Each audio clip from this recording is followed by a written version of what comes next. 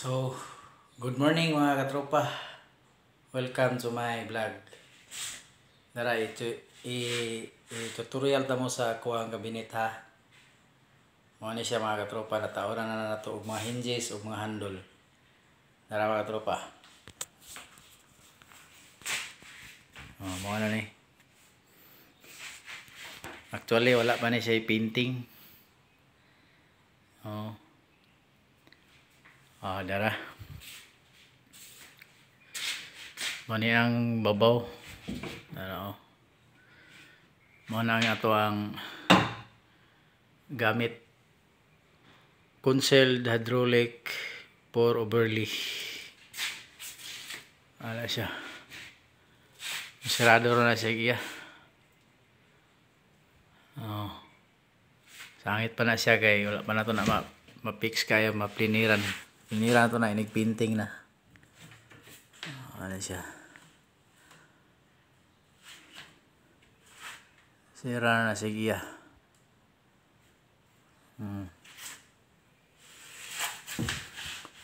Sunod diri sa ubos. Muna ang salong dress. Tara.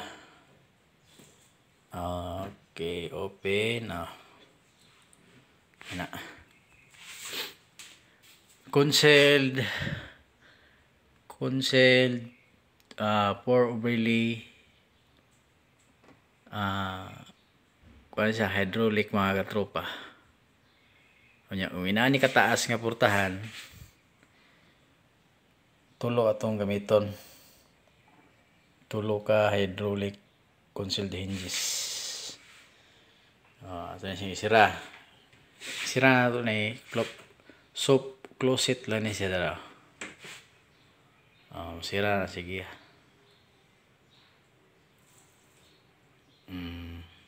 Okay. Sunod kanina po. Ngiranan sa mga t-shirt. Pilo-pilo dire. Mo gyapon mga katropa.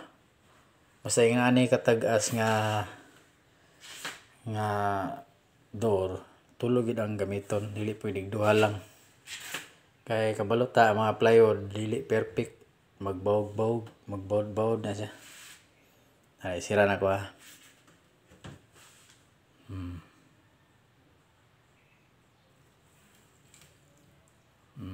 Diba? Soap closet.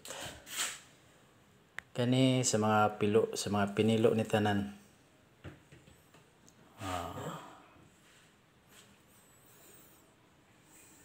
Ano siya? Tulog yapon na ka concealed atong gamiton na. Soap closet yapon ni siya.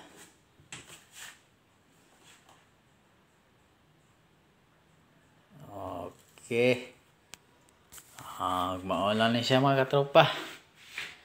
Na sit up na to tanan, so ready to painting na dadaan eh. No, ready to painting na puntaan mga katropa. Kaya na actually na symbol na tanan, na sit up na sitting na tanan, finish na, so ready to painting na puntaan ni mga katropa. Okay, thank you for watching. God bless to all mga katropa. Thank you for watching. God bless to all. Salamat sa mga pagtanaw, mga viewers, followers. Thank you kayo mga katropa. And God bless to all.